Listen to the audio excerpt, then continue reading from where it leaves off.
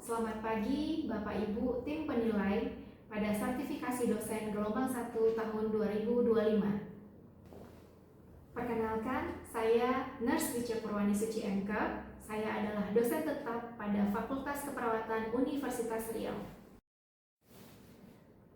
Video ini dibuat sebagai salah satu persyaratan dalam pernyataan diri dosen di unjuk kerja Tridharma Perguruan Tinggi di bidang pengajaran. Pada kesempatan ini, saya akan mendeskripsikan salah satu mata kuliah yang saya ampu, yaitu mata kuliah Kepemimpinan dan Manajemen Keperawatan dengan kode mata kuliah PSE 3233. Mata kuliah ini berbobot 3 SKS, di mana 2 SKS adalah teori dan 1 SKS adalah praktikum. Mata kuliah ini adalah mata kuliah wajib prodi yang diberikan pada mahasiswa semester 6 dengan tujuan membekali mahasiswa dengan pemahaman dan penerapan fungsi-fungsi manajemen, khususnya pada manajemen keperawatan. CPL pada mata kuliah ini terdiri dari 3 CPL, yaitu CPL 1, CPL 2, dan CPL 5, di mana CPL tersebut telah diverifikasi dan divalidasi oleh Ketua Program Studi dan Satuan Penjamin Mutu Fakultas Keperawatan Universitas Riau. Untuk CPMK pada mata kuliah ini terdiri dari 5 CPMK, yaitu CPMK 1 adalah mahasiswa mampu membedakan dengan benar dan tepat berbagai teori, tipe kepemimpinan, peran dan fungsi manajemen keperawatan dalam pengelolaan manajemen pelayanan keperawatan.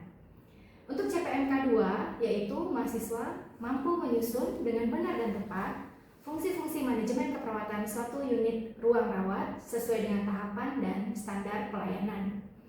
CPMK 3, yaitu mahasiswa mampu menyusun upaya pengendalian mutu asuhan dan pelayanan keperawatan dengan benar, termasuk di dalamnya pencegahan dan pengendalian infeksi serta pasien safety. CPMK 4, yaitu mahasiswa mampu merencanakan penyelesaian konflik dan manajemen konflik dalam pelaksanaan asuhan keperawatan di ruang rawat. Terakhir adalah CPMK 5, yaitu mahasiswa mampu mensimulasikan dengan benar dan tepat kegiatan manajer pada ruang rawat pada fungsi-fungsi manajemen di ruang rawat, yaitu penyusunan visi misi ruang rawat, supervisi, ronde keperawatan, timbang terima dan pre-post conference, serta perhitungan tenaga keperawatan. Bahan kajian pada mata kuliah ini melingkupi kajian terkait kepemimpinan, kemudian fungsi-fungsi manajemen, yaitu perencanaan, pengorganisasian, ketenagaan, pengarahan dan pengendalian. Selain itu juga membahas terkait manajemen konflik, mutu asuhan di ruang rawat, serta skill lab pada laboratorium. 3 komponen utama pembelajaran pada mata kuliah ini mengacu pada DIA, yaitu Delivery, Interaction, dan Assessment. Metode pembelajaran yang digunakan adalah ceramah dan diskusi kasus. Media pendukung dapat menggunakan LMS yang sudah tersedia di web Satu Unri, di mana di sana dapat diakses EPS, kontrak perkuliahan, materi, serta penugasan dan kuis yang bisa diakses oleh mahasiswa dan dosen. Untuk interaction dilakukan dengan komunikasi 2 arah, yaitu diskusi pada proses perkuliahan maupun praktikum. Kemudian assessment untuk aspek penilaian pada mata kuliah ini terdiri dari 3 komponen. Yang pertama adalah komponen aktivitas partisipatif dengan bobot penilaian 35%. Kemudian komponen rangkaian tugas kelompok dan case study dengan komponen 35%. Dan aspek penilaian kognitif dengan komponen 30% yang memuat kuis, UTS, dan UAS. Referensi yang digunakan pada mata kuliah ini terdiri dari referensi utama dan referensi pendukung. Referensi utama didapat dari buku-buku textbook sebagai berikut. dan referensi pendukung dapat diakses melalui buku ajar dari dosen pengampu maupun artikel yang telah dipublikasikan pada jurnal nasional maupun internasional. Demikian deskripsi dari mata kuliah Kepemimpinan dan Manajemen Keperawatan. Berikut kita saksikan video proses pembelajaran yang telah dilakukan. Selamat pagi semuanya. Pagi, Bu. Jadi kita akan memulai kelas, tapi sebelum kita mulai, mohon semua buka dulu akun satu menterinya untuk absensi. Silakan.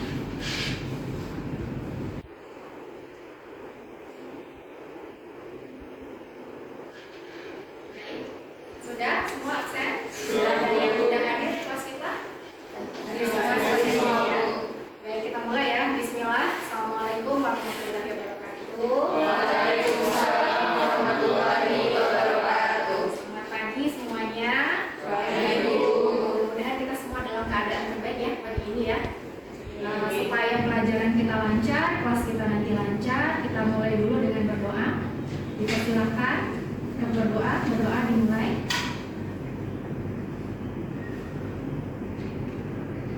Berdoa dicukupkan.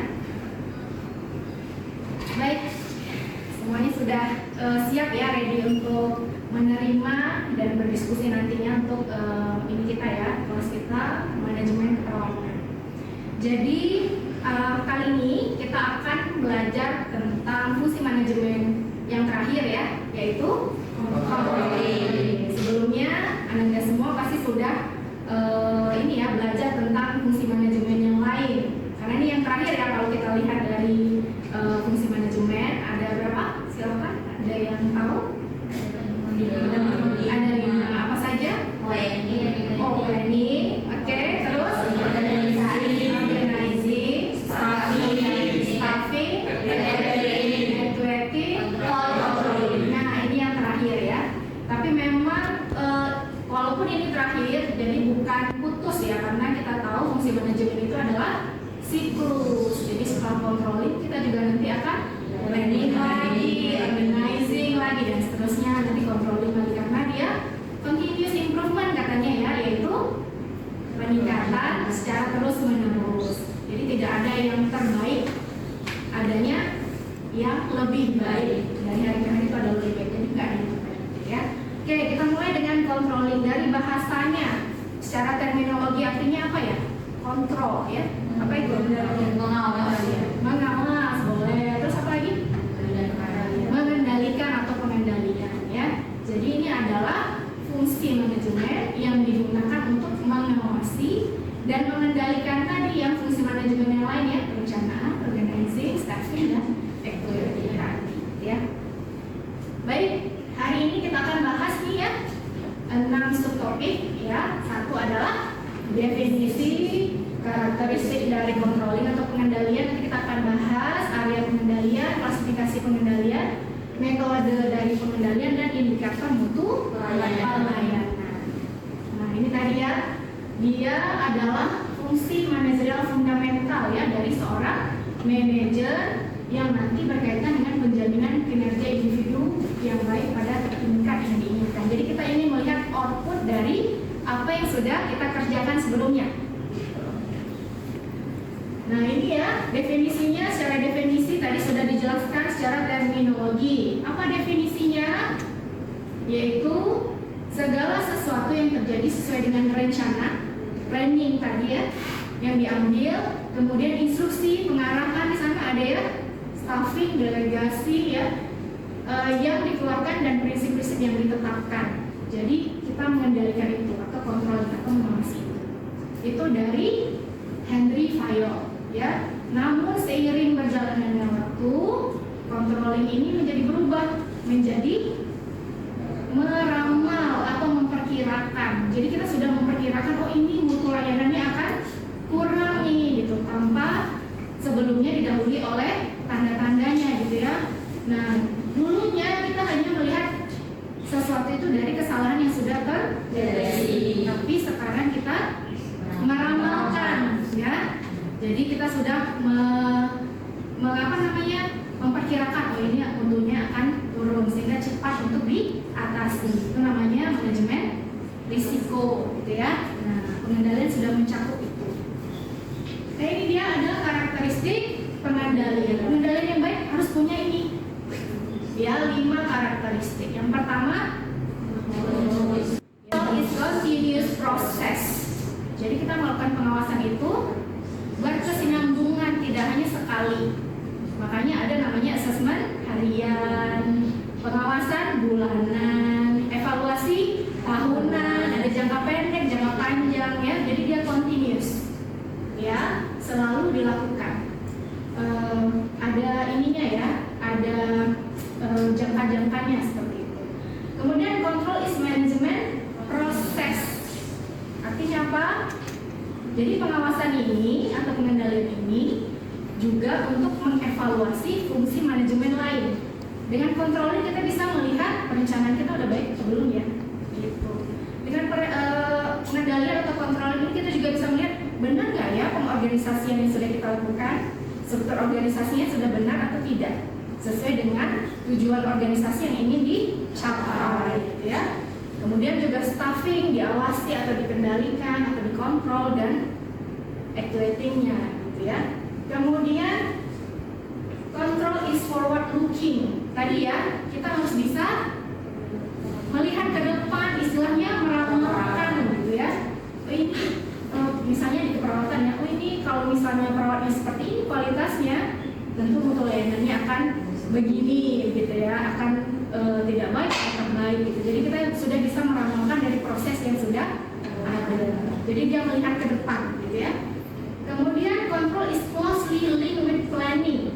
Maksudnya apa?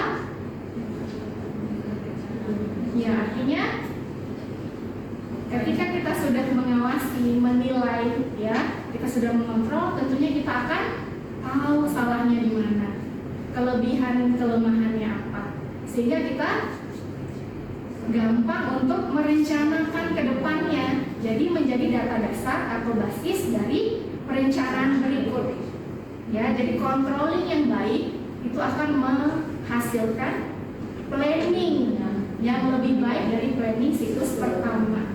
Gitu. Jadi dia harus closely link ya, artinya harus dekat, gitu ya, sangat dekat hubungannya dengan planning selanjutnya. Dan terakhir adalah control is a tool for achieving organizational activity. Organizational activity artinya apa?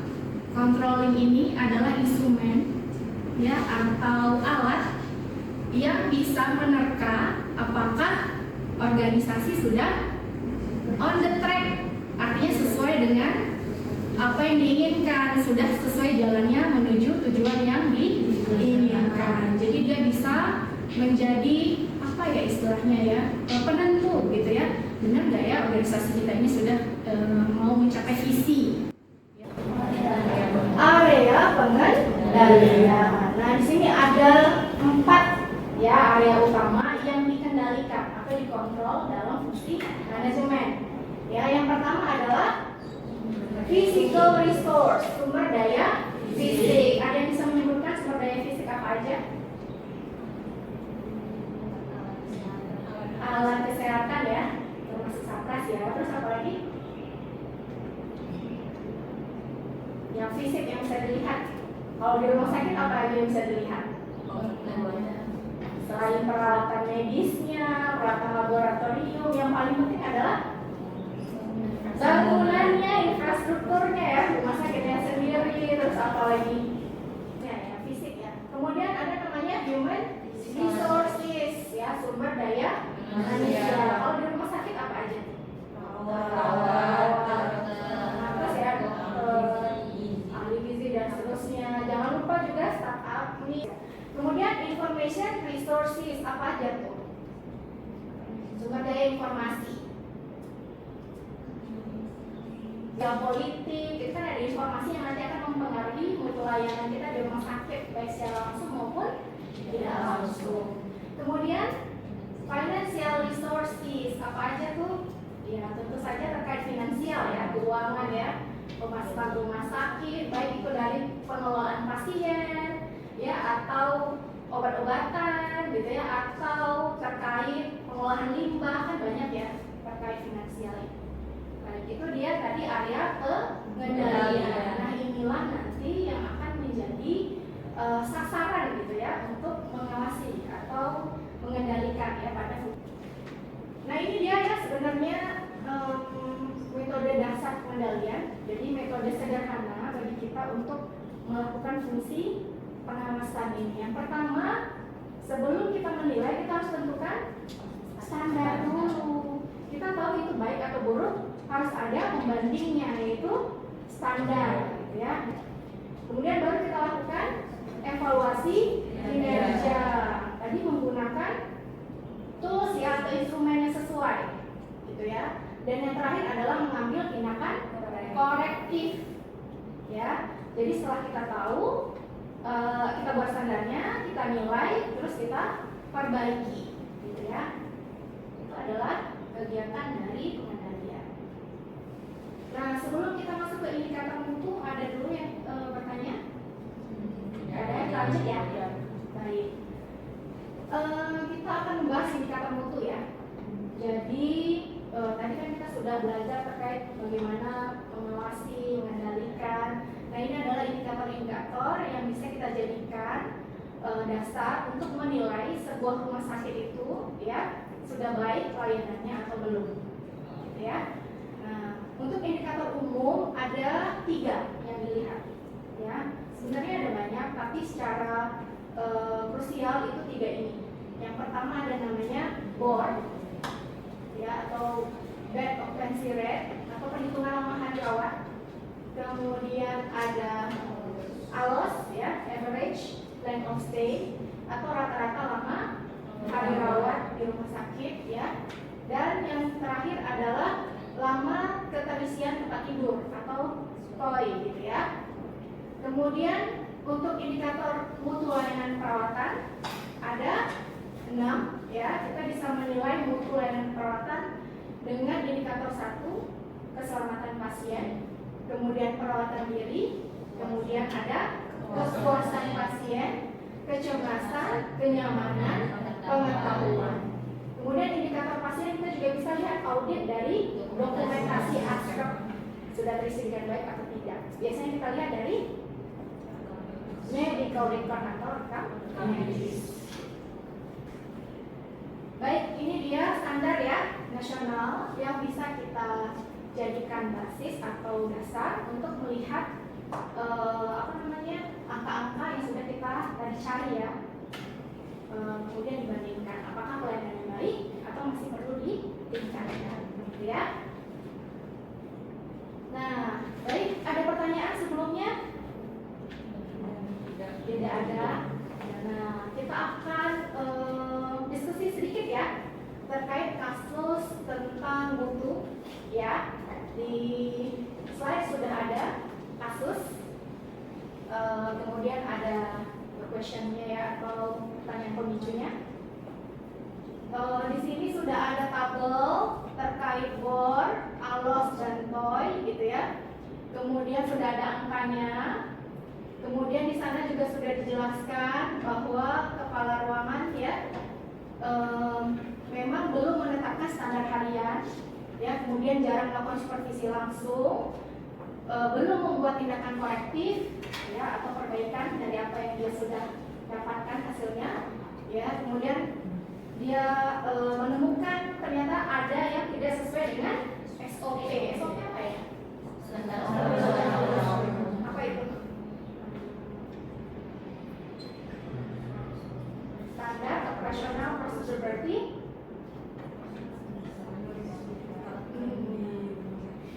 standar yang sudah ditetapkan di rumah sakit yang menjadi acuan semua tindakan yang ada di rumah sakit ya. Kita tahu SOP itu ada banyak kalau di rumah rawat ya.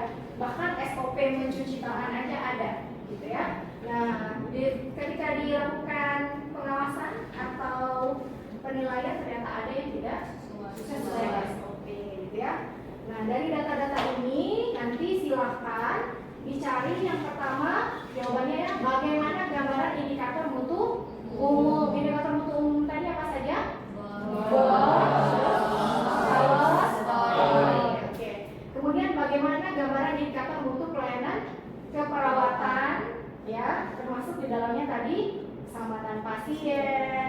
pengawasan pasien jatuh gitu ya. Dan yang terakhir, apa metode dan langkah-langkah ya yang perlu dilakukan ibu ini sebagai kepala ruangan. Tadi mencakup metode atau langkah dasar dari pengendalian ya. Silakan didiskusikan dalam kelompok ya dalam waktu 45 menit dan silakan membagi kelompok seperti yang sudah kita bagi sebelumnya. Silakan.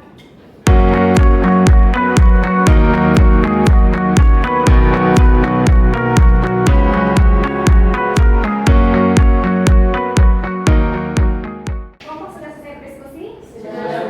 Ya, silakan perwakilan kelompok menjelaskan gitu ya hasil dari diskusi yang sudah dilakukan. Siapa duluan kelompoknya? Ya, silakan. Izin menyampaikan pendapat dari diskusi yang telah kami lakukan tadi. Nah, dari kasus ini bisa kita lihat bahwa pengendalian dari mutu pelayanan ini tuh lemah, jadi mengakibatkan kegagalan dalam menjaga mutu pelayanannya. Karena tanpa kontrol yang efektif, perencanaan dan pelaksanaan bisa berjalan tanpa arah dan juga tanpa koreksi, yang mengakibatkan itu tadi kejadian pasien jatuhnya lumayan banyak, ada 3, lalu infeksi sekunder karena kurangnya kebersihan tangan dan rendahnya kepuasan pasien. Dilihat dari kasus bahwa kepala ruang terlalu fokus pada pelaporan administrasi, padahal pengawasan harian itu adalah kunci dari pengendalian mutu. Hal ini menyebabkan terjadinya itu tadi penurunan dari indikator pencapaian. Nah, selanjutnya indikator BOR, ALOS, dan TOI ini juga menggambarkan masalah karena BOR itu rendah 45%, harusnya kan 70-80%, yang menunjukkan bahwa kepercayaan dari pasien terhadap layanan itu menurun. Lalu ALOS-nya tinggi 11 hari yang harusnya 1-10 hari, menandakan bahwa proses perawatan yang tidak efisien. Jadi bisa dicegah harusnya mungkin dengan kepatuhan hygiene yang baik. Nah, lalu TOI-nya itu 5 hari, berarti ada indikasi bahwa waktu terlalu lama waktu tunggunya. Nah, jadi untuk memanfaatkan tempat tidurnya juga harus dioptimalkan seperti itu. Sekian dari saya. Ya, terima kasih Anda Prof dulu. Ya, itu tadi ya dari hasil diskusi kelompok 1 ya.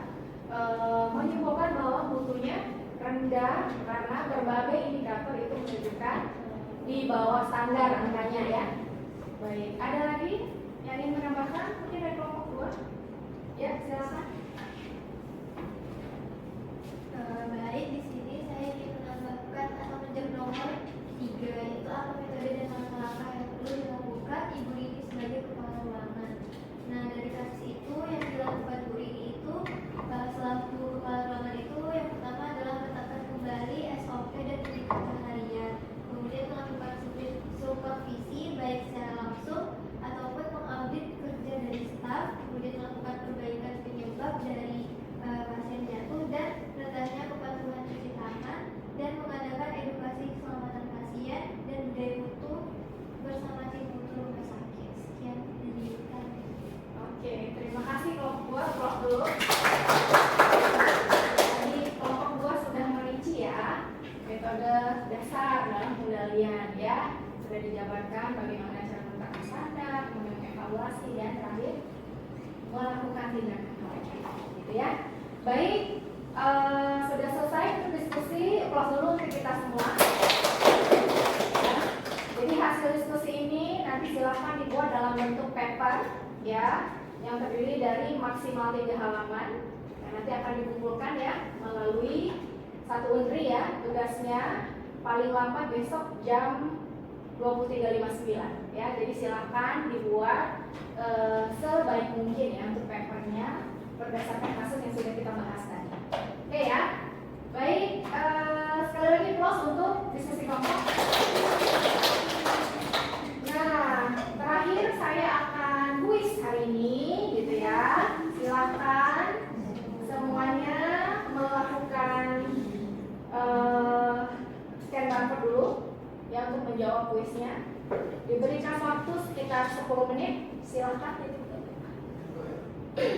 Ada yang belum bisa scan? Oke, silakan dimulai. Baik, sudah jawab semua? Sudah? Ya. Nah, ya dengan berakhirnya tadi ya menjawab kuis, ya, nanti saya akan cek ya pencapaian atau pemahaman ya dari mahasiswa setelah saya berikan paparan tadi ya terkait controlling, dan kita juga tadi sudah berdiskusi terkait kasus pemicu ya. Mudah-mudahan nanti semakin memahamkan ya mahasiswa terhadap materi ini. Nah, minggu depan kita akan lanjutkan ya dengan topik bahasan berikutnya, yaitu manajemen konflik ya. Jadi silakan mahasiswa mempersiapkan diri yang membaca literatur yang sudah direkomendasikan di MS ya. Silakan dibaca untuk memperkuat ya sebagai modal ya sebelum nanti kita bahas lebih lanjut terkait manajemen konflik ya. Baik, jangan lupa tugasnya dikumpul ya. Sebelum itu silakan ada yang bisa menyimpulkan apa saja yang sudah kita pelajari tadi tentang fungsi pengendalian. Ada yang bisa memberikan simpulan? Ya, silakan. Jadi tadi kita sudah belajar mengenai controlling, mengenai materi sebelumnya kita sudah belajar planning, objektif dan sebagainya, dan ini metode terakhir dalam manajemen. Nah, controlling ini yang kita pelajari tadi yaitu pengendalian, mulai dari menetapkan standar, kemudian evaluasi kinerja dan mengambil tindakan proaktif atau perbaikan.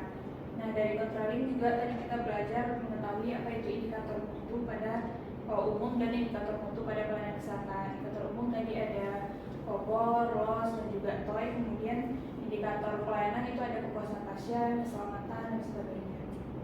Kemudian yang sama-sama kita pelajari tadi bahwa peran kepala ruangan itu berperan penting dalam menetapkan standar mutu pelayanan rumah sakit. Iya, kira-kira begitu kesimpulannya. Aplaus dulu untuk terima kasih ya sudah menyimpulkan tadi yang materi kita ya. Semoga nanti bisa semakin mantap lagi ya, tersimpan ya di memorinya sehingga nanti bisa digunakan di kemudian hari sebagai perawat profesional ya. Baik, mungkin demikian yang bisa saya sampaikan dalam materi kita hari ini ya. Sebelum kita tutup, mari kita berdoa menurut agama dan kepercayaan masing-masing. Berdoa silakan dimulai.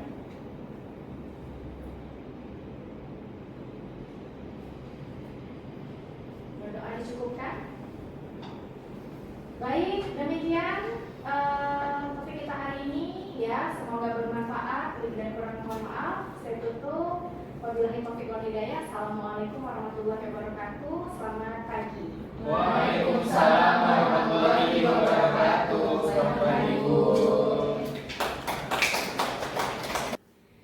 Demikian video proses pembelajaran dari mata kuliah Kepemimpinan dan Manajemen Keperawatan.